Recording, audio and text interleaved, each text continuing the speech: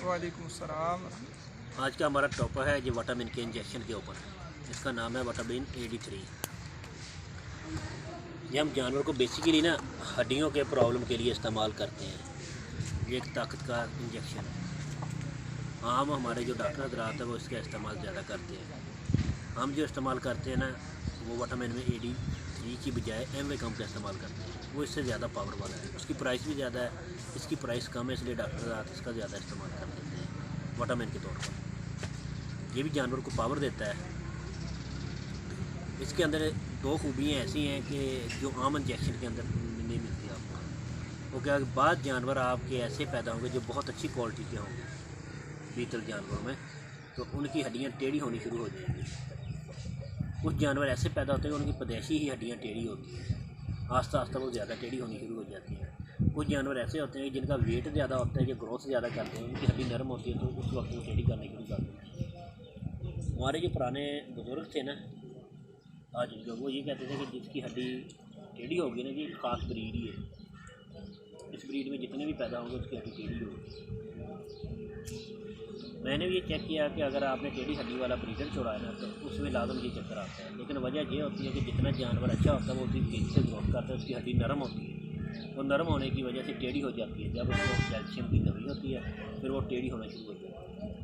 Calcium की कमी दो सूरतों में हो सकती है। कुछ जानवरों की फैट ज़्यादा हो जाती है, वजन ज़्यादा होने की वजह से उसकी हड्डी कमज़ोर होती है, तब भी टेढ़ी होनी शुरू हो जाती है। कुछ जानवर बहुत तेज़ी से ग्रोथ करते हैं, उनकी हड्डी नरम रहती है, उसकी भी हड्डी टेढ़ी होना शुरू हो जाती है। जितना जानवर बीतल में आपको अच्छा और क्वालिटी वाला मिलेगा ना, उसकी ये हड्डी को प्रॉब्लम बनेगी।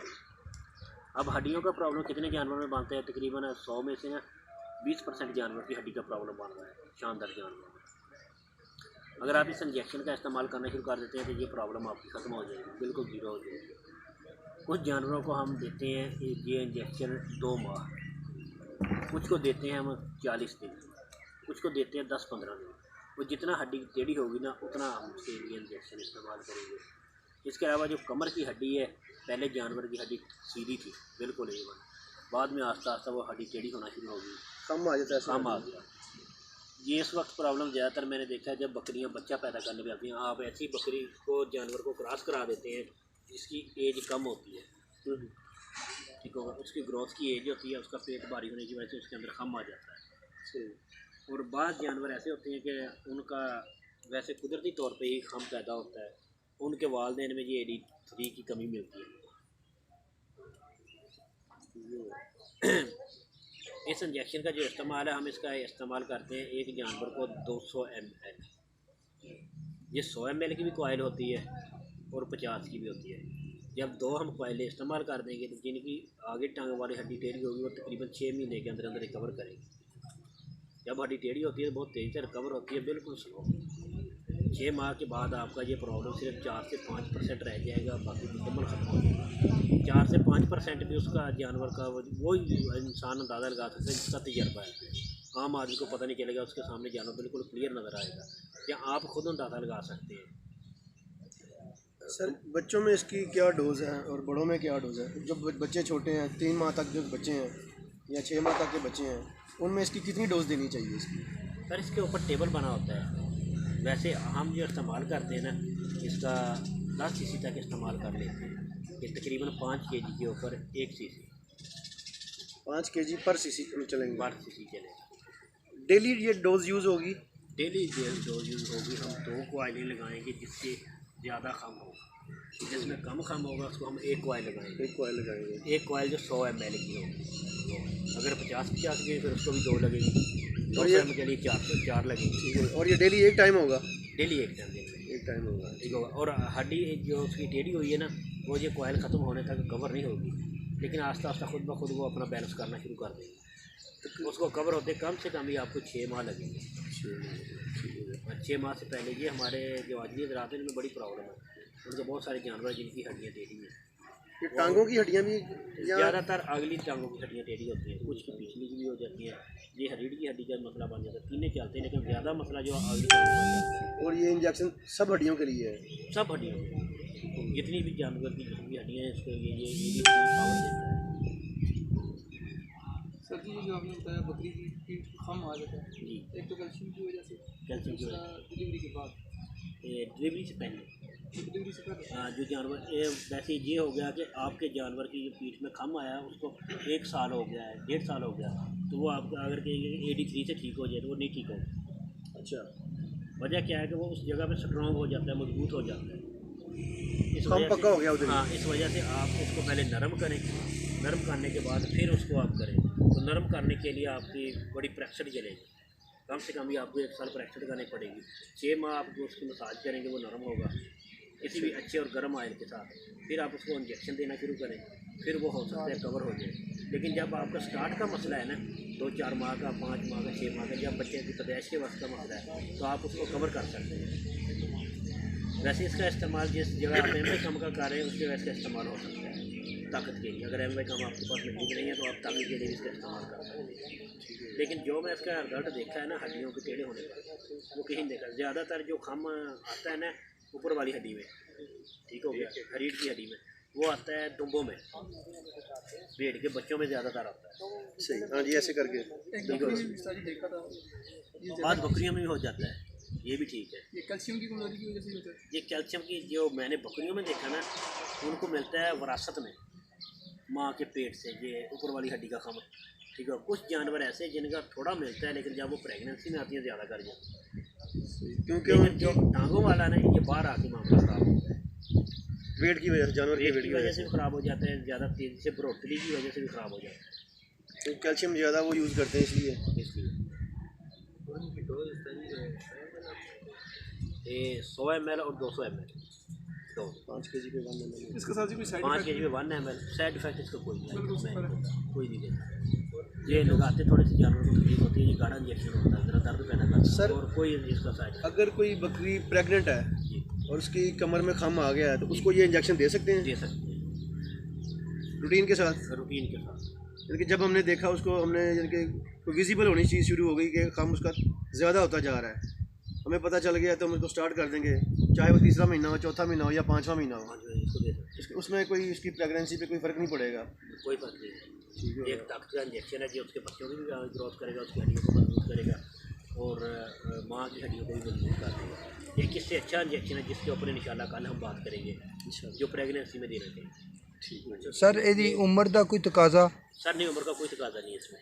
ਕਿਸੇ ਟਾਈਮ ਤੁਸੀਂ ਦੇ ਸਕਦੇ ਹੋ किसी ਅਗਰ time ਤੁਹਾਨੂੰ भी आप- ਮਹਿਸੂਸ ਹੁੰਦਾ ਹੈ ਕਿ अगर महसूस ਇਹਦੀ हो रहा है ਬਿੰਗੀ ना, ਹੋ ਰਹੀ लेकिन ये सिर्फ आपने ख्याल रखना है कि ये जो आपके जानवर का प्रॉब्लम है ना, ये 6 माह पुराना हो, इससे ज़्यादा पुराना ना हो।